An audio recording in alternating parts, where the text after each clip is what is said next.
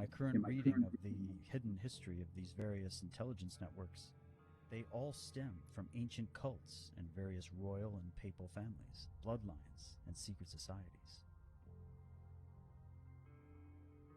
As usual, their symbolism tells you the whole story, doesn't it?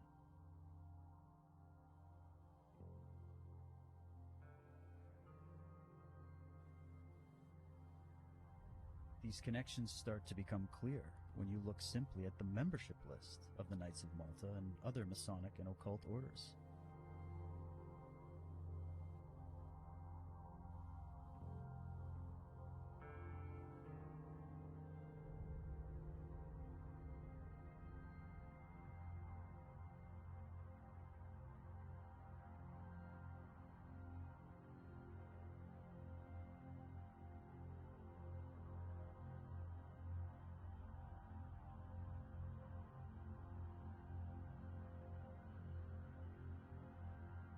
Let's start off with James Jesus Angleton, for example, who was a Knight of Malta and also ended up becoming Chief of Counterintelligence for the CIA from 1954 to 1974.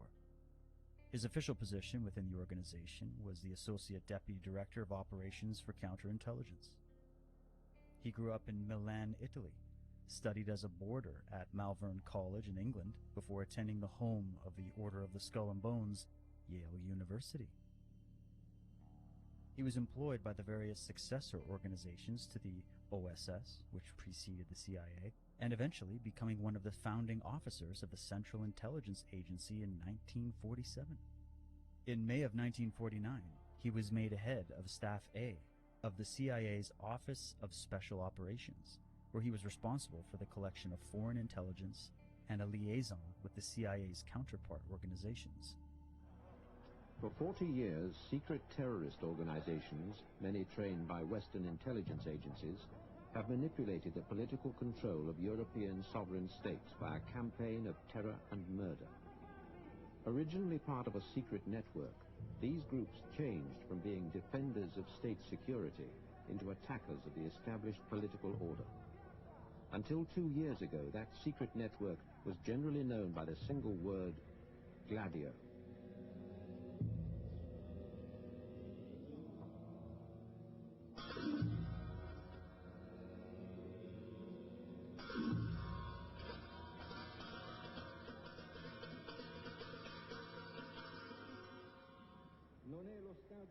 On November the 9th, 1990, the Prime Minister of Italy, Giulio Andreotti, revealed to his own parliament and the world the existence of a top-secret European-wide network of secret agents.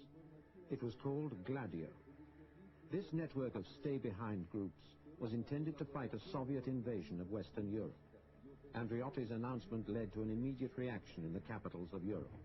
The suspicion was that some parts of the Gladio structures were involved in internal subversion.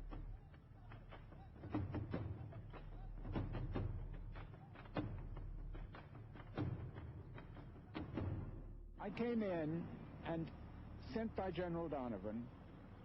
Andy Birding was the first X2 guy who came into Rome. And he'd been an old AP correspondent, and I thought I could trust him, that he was a good guy. And so we turned over to him everything we had on the German stay-behinds.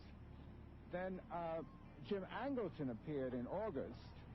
He began recruiting fascists because he figured that the best way to control the communists was to hire fascists.